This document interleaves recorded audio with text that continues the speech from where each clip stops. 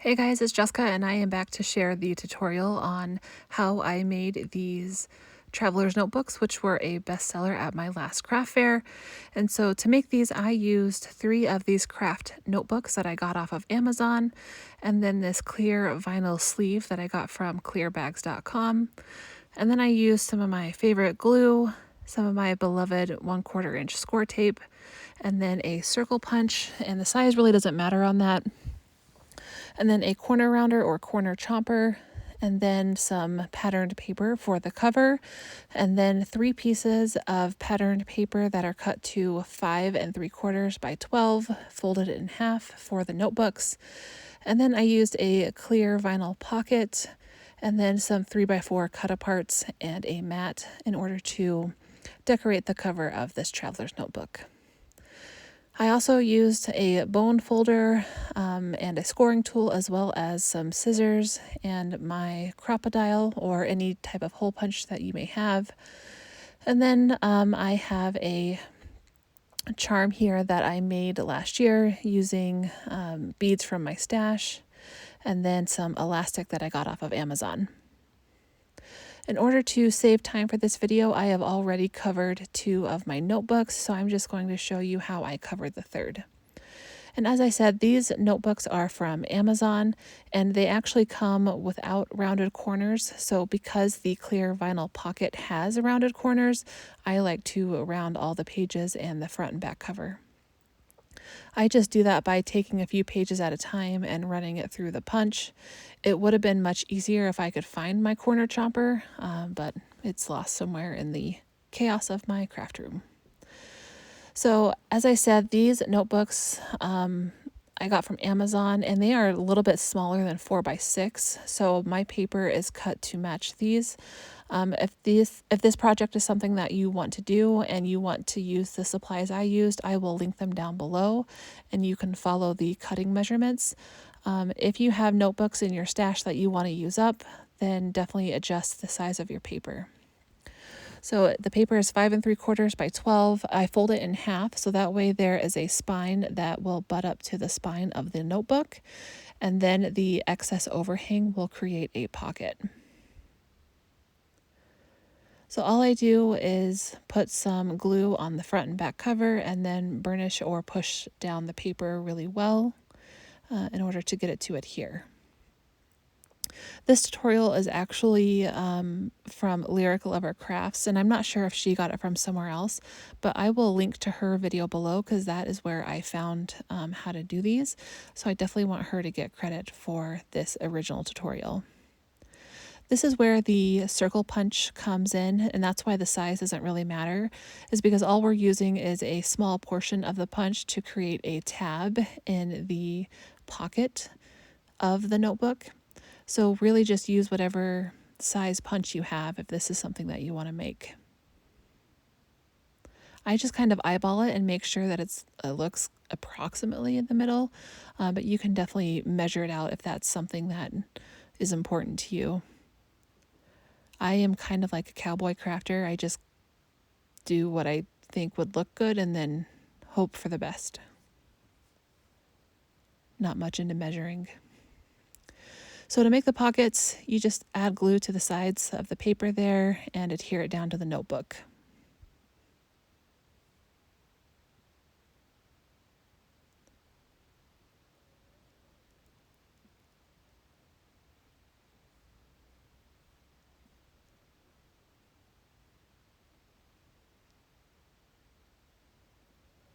So now I'm going to take my corner rounder and round the corners of the patterned paper that I used.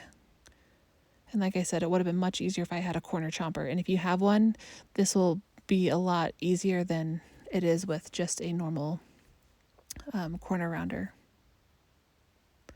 So now I have my 3 notebooks that I'm going to be using for this particular traveler's notebook. And now I'm going to get started on the cover. The cover is cut to 6 by 9 3/4, and I'm going to put 3 score lines in this cover. The first score line is at 4 1/4, the second is at 4 7/8, and the third is at 5 1/4. I will put the dimensions of the score lines down below just so you have it in writing and it's easier to see and remember. By adding these score lines, what this does is it creates basically a spine for our traveler's notebook because the clear vinyl sleeve doesn't really have a spine built in, and this kind of allows for some extra space and real estate to add things to our traveler's notebook. So I'm just going to take the cut apart that I had from this paper pack and I have matted it on some scrap paper and just creating kind of a simple kitchen recipe themed cover. And then I like to take some scraps of whatever ribbon or twine I have that I think will look good with this particular paper. And in this circumstance, it is some burlap ribbon that I got from the Dollar Tree. And I'm just going to take my 1/4 inch score tape and remove the release paper and then adhere down the burlap ribbon.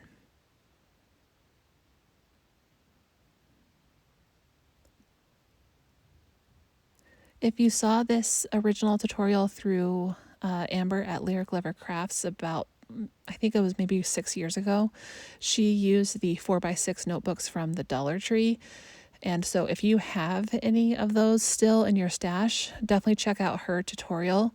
I have not been able to find them in about 2 years. So that's why I kind of had to adjust and change my measurements. So now all we're going to do is take the cover that we have just made and insert it into the clear vinyl pockets. And then I like to go through with my bone folder and or just fingers and push down on the score lines because now we are trying to break up that spine right there, like the fibers in the spine, so the book will actually have a working spine and not crack our paper or crack the notebooks. So now we are going to work on adding in the elastic, and in order to do that we need to punch 3 holes at the top and at the bottom of the traveler's notebook. So I eyeball it about 1/4 inch in, and then in the middle of each score line I will draw a circle using a pen or pencil. This kind of helps as a guide with my crocodile or hole punch to add those holes. If I don't draw those circles, my holes will be all sorts of wonky and not really lined up. Now I'm going to take a piece of elastic that I got from Amazon, and it comes in a really big spool and it will last you a really long time. It's fantastic.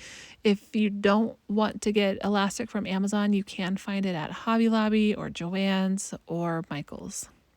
I will link to the big spool of it that I like to get. I like to buy it in black and white because I like to match the elastic to the paper that I'm using. So now all we're going to do is lace the elastic going from top to bottom and trying to,